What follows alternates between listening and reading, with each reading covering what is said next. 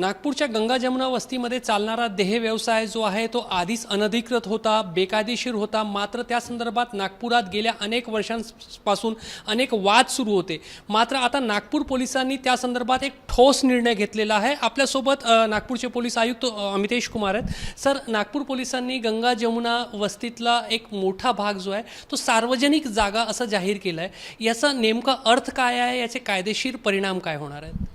हो, जे immoral traffic prevention act आहे देशात, त्याचे कायद्यानुसार काही स्कूल्स, कॉलेजेस, रिलिजियस एस्टॅब्लिशमेंट्स ही ऑलरेडी डिक्लेअर्ड पब्लिक प्लेस आहे आणि त्यांचे 200 मीटर परिसरात अशा प्रकारचे इमॉरल ट्रॅफिक करण्यावर बंदी आहे।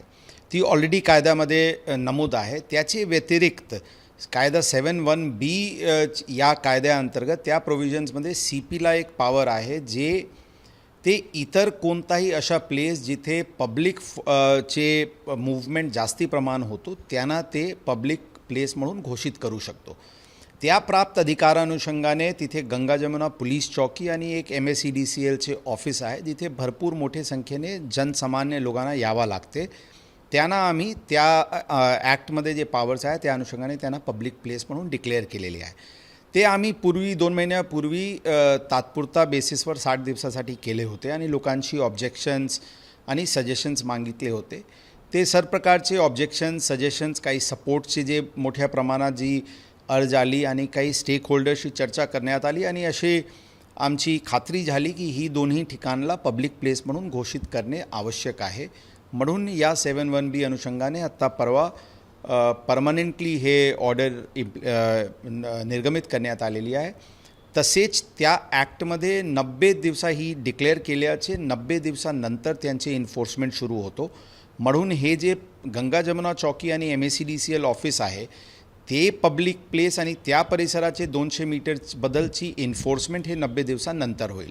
मात्र जे पूर्वीच तिथे स्कूल्स आणि रिलिजियस एस्टॅब्लिशमेंट्स आहे ते ऑलरेडी ॲक्टमध्येच पब्लिक प्लेस म्हणून घोषित आहे। त्याचे 200 मीटर परिसरात हे गंगा जमुना परिसरात येत असल्यामुळे तिथे as it is immoral traffic हे वर बंदी आहे, त्याची अंमलबजावणी सुरू आहे।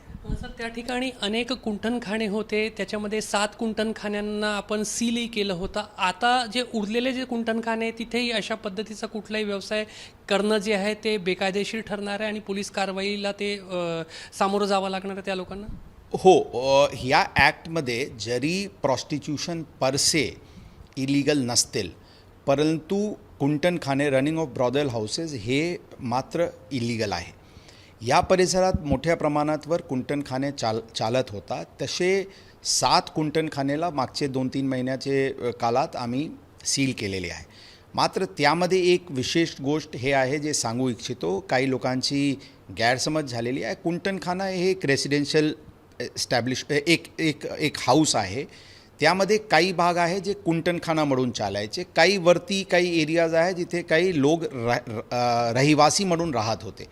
आम्ही जे ब्रॉदल हाऊसेस सील केलेले आहे ती जे पंचनामा त्या गुन्ह्याच्या वेळी दाखल झाली होती आणि त्या बिल्डिंगचे ज्या भागात कुंटणखाना चालायचे तीच परिसरची प्रस्ताव आली होती आणि तीच परिसर आम्ही सील केलेले आहे।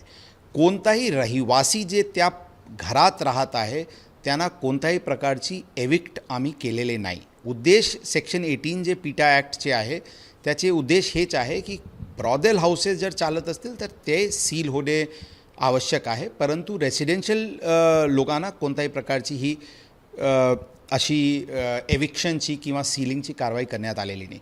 आता ही सर्व केल्यानंतर परत एक गुन्हा काही दिवसापूर्वी लकडगंजला दाखल झाला। त्यामध्ये अत्यंत धक्कादायक बाबी समोर आली। एक लहान मुली त्यांना राजस्थानमधून काही ठिकाण, ते मी ठिकाण आपल्याला नमूद करू शकत नाही, तिथून 20 लाख रुपयामध्ये एका ठिकाणी विकण्यात आला। ते मुलीला तिथे काही कारणांनी ती तिथून पळून गेली। पळून गेल्यानंतर परत त्याची आईनी एका या परिसरात राहणारी कुंटणखाना चालवणारी महिलांना परत ते 20 लाखाला विकली। आता ती इथे असताना, या परिसरात असताना त्यांना जेवणमध्ये नशेची पदार्थ देऊन, काही हॉर्मोनची इंजेक्शन देऊन त्यांना मोठा दिसायला पाहिजे म्हणून वेगवेगळे हे करून त्यांची सेक्शुअल एक्सप्लॉयटेशन करण्यात आली। ते परत इथून पळून गेली। पळून गेल्यानंतर परत त्याची आई इकडेचे परिसरात कोणाला विकण्याची तयारीत होती. त्याची आजीला अत्यंत अस्वस्थता वाटली आणि त्यांनी हे मुली आणि त्याचे 4 वर्षाचे भाऊला एका नागपूरला येण्यासाठी एक बसमध्ये बसून त्यांना काही पैसे दिले. ती मुली 4 वर्षाचे भाऊला घेऊन पडून इथे येऊन अशा प्रकारची फिर्याद दिली आणि आम्ही ते गुन्हा दाखल केलेले आहे. आता आरोपी त्यामध्ये फरार आहे. आरोपी अटक करण्याची प्रक्रिया सुरू आहे. परंतु त्यामध्ये आरोपी एक मोठ्या कुंटणखाना चालवणारी एक महिला या एरियाची आहे. खरं ॲक्ट आणि हे सगळे कारवाईचे उद्देश असा आहे की जशा मी सांगितले पूर्वी, प्रॉस्टिट्यूशन जर पर से बँड नसतील तरी prostitution in and around a public place, running of brothel houses, soliciting in public, trafficking in child and minors and trafficking in women against their will, ही 4-5 जी इम्पॉर्टंट गोष्टी आहे ती कायद्याच्या अनुषंगाने गैरकायदेशीर आहे. आणि हे अशा इलिगल कृत्यावर आला घालणे अत्यंत आवश्यक आहे. काही कारण असो, काही महिलाला, काही मुलीला अशा प्रकारचे व्यवसायामध्ये येण्याचे भाग पाडत असतील तर हे समाजाला कालिमा फासणारी गोष्ट आहे अशी आमची धारणा आहे. म्हणजे इलिगल तर आहेतच आणि सोशली पण सामाजिक दृष्टिकोनातून पण हे अत्यंत गैरकायदेशीर आहे आणि अनुचित आहे.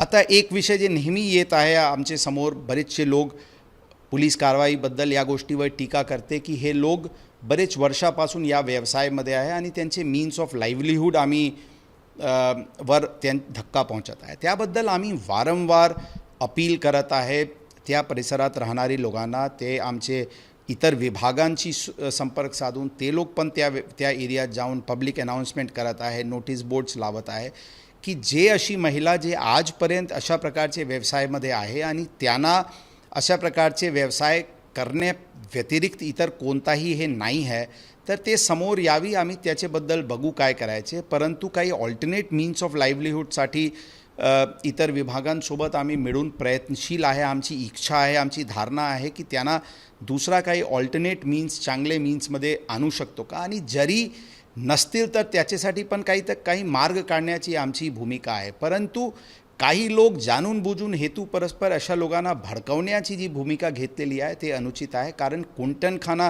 ही सर्व महिला पण जे सेक्स वर्कर्स आहेत त्यांचे ॲक्च्युअली मोठे लोक शोषण करत आहे. कारण ही सर्व व्यवसायामध्ये जे ॲक्च्युअल फायदा ज्यांना होत आहे ते मोठे ब्रॉदल ओनर्स आणि कुंटणखाना चालवणारे लोक आहे आणि ते खरं अत्यंत मॉनिटरली फार चांगली स्थिती त्यांची आहे. मोठे मोठे बिल्डिंगचे ते ओनर्स आहे आणि त्यांना काही मीन्स ऑफ लाईव्हलीहूड आणि इशू फूड आणि क्लोदिंग आणि शेल्टरची त्यांना इशू आहे अशा नाही आहे. आता काही आरोप होत आहे की पोलीस ते जगह रिकामी करून बिल्डरचे हे मध्ये भूमाफिया संदर्भातले आरोप करण्यात आले तेव्हा पोलिसांनी काही उत्तर दिलं नव्हतं. मात्र आता असं वाटते का की सत्य परिस्थिती नागपूरच्या लोकांसमोर आणली गेली पाहिजे? हो, मी त्याबद्दल मी बरेचशी टीका यामध्ये होत होती. आमची धारणा यामध्ये असेच आत्तापर्यंत राहिलेली आहे की पोलीस यामध्ये कोणाशी टकराव करायची धारणा नाही आहे. यामध्ये एक अत्यंत मोठा निर्णय समाजाचे जनहितात ही घेण्यात आलेली आहे आणि हे कायद्याचे अनुसरण घेण्यात आलेली आहे. कोणाला आमचे निर्णय कायद्याचे अनुसरण नसल्याची कोणाची हे असतील धारणा असतील तर नक्कीच ते हायकोर्ट किंवा इतर कोर्टात जाण्यास त्यांना अधिकार आहे. परंतु यामध्ये ही जे ब्रॉदेल हाऊस ओनर्स आहे, जे खरं मुख्य यामध्ये सूत्रधार आहे ते ओनर्स आहे बिल्डिंगचे. आम्ही ते त्यांना सांगत नाही की तुम्ही बिल्डिंग विका आणि तुम्ही या परिसरात बाहेर जा. आम्ही हे म्हणतो की ते तुम्ही बिल्डिंगचे ओनर आहे, तुम्ही हे ब्रॉदेल हाऊस चालवण्यापेक्षा किरायावर द्या, गोडाऊन्सला द्या, दुकान उघडं, रेंटल हॉस्टेल्स उघडं, जे काही इतर त्या बिल्डिंगचे वापर कायदेशीर गोष्टीसाठी करायचे ते तुम्ही करा, आम्ही तुमचे सोबत आहे. परंतु तुम्ही हे व्यवसायाला, हे सेक्स वर्कर्सला खऱ्या अर्थाने तुम्ही एक्सप्लॉइट करून ते त्यांच्याशी अशा प्रकारचे, म्हणजे ती मी कॅमेरासमोर सांगत नाही, काय स्टोरीज समोर येत आहे, अत्यंत घृणास्पद आणि लज्जा वाटणारी गोष्टी आहे. अशा प्रकारची महिलांचे शोषण करून आपण खरं रईस होत आहे आणि पैसे कमवत आहे. बाहेरून मुली 20-20 लाखांनी मुली खरेदी करत आहे. ही कुंटणखाना चालवणारे लोकांची आमची कोणताही चर्चा करण्याची धारणा नाही आहे. त्यांना आम्ही वेळोवेळी त्यांचे मन परिवर्तन नक्कीच करण्याची प्रयत्नशील आहे की आपण प्रॉपर्टीचे ओनर आहे, त्यांना चांगल्या कामासाठी वापर करा, आम्ही तुमचे पाठीमागे आहे. परंतु इतर त्यांचे जे काही डिमांड आहे की आमचे कुंटणखाना चालू द्या, असे शक्य नाही आहे. कारण 7 ऑलरेडी आम्ही सील केलेला आहे. आता मी एक लकडगंजची अत्यंत संवेदनशील प्रकरण सांगितली, त्याचे प्रस्ताव पण त्यांनी तयार करून पाठवलेले आहे की एक हे 8वां पण ब्रॉदेल हाऊस सील व्हायला पाहिजे.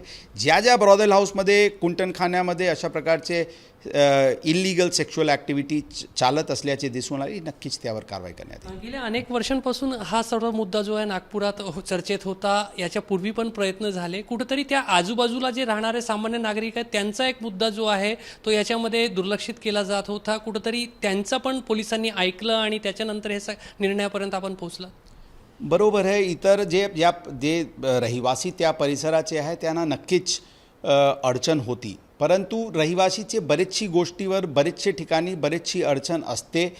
ते ज्यावेळी त्यांचे हे डिमांड कायदेशीर होती आणि खरं त्या परिसरात अत्यंत ओपनली गैरकायदेशीर कृत्य चालू असल्याचे दिसून आली, तर ही सगळी गोष्टी लक्षात घेऊन, कायद्याची तरतूद लक्षात घेऊन ही कारवाई करण्यात आलेली आहे. तुमच्यावर वैयक्तिक चिखलफेक खूप झाली, वैयक्तिकरित्या काही अपशब्दही वापरण्यात आले त्या घोषणाबाजीमध्ये. काय प्रतिक्रिया होती सगळं ऐकून?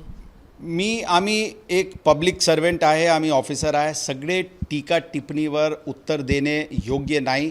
आमचे फक्त एवढेच धारणा असते आपल्या माध्यमांनी, पण आम्ही सगळ्यांना हेच सांगू इच्छितो की जे आम्ही केलेले आहे ते कायदेशीररित्याने केलेले आहेत. आमची हे स्टेप कायद्याचे अनुसरण नसल्याची कोणाची धारणा असतील, नक्कीच ते अप्रोप्रिएट अथॉरिटी, अप्रोप्रिएट ज्युडिशियल अथॉरिटीसोबत फोरम, हायकोर्ट इत्यादी ठिकाणी ते त्यांचे जे काही ऑब्जेक्शन्स आहे ते मांडू शकते. जे काही अपशब्द वापरत आहे त्याबद्दल आमची त्यावर काही टिप्पणी करणे योग्य नाही, काही आवश्यकता पण नाही. परंतु ही आम्ही जनहितासाठी केलेली आहे अशी आमची धारणा आहे. तर गंगा जमुना वस्तीतला एक मोठा परिसर जो आहे तो सार्वजनिक जागा, सार्वजनिक परिसर म्हणून जाहीर करण्यात आलेला आहे आणि आता त्या ठिकाणी कुंठणखाना म्हणून संपत्तीचा वापर करता येणार नाही, हे नागपूर पोलिसांनी स्पष्ट केलं आहे. कॅमेरामॅन व्यंकटेश नायडूसह रजत वशिष्ठ, एबीपी माझा, नागपूर. एबीपी माझा, उघडा डोळे बघा नीट.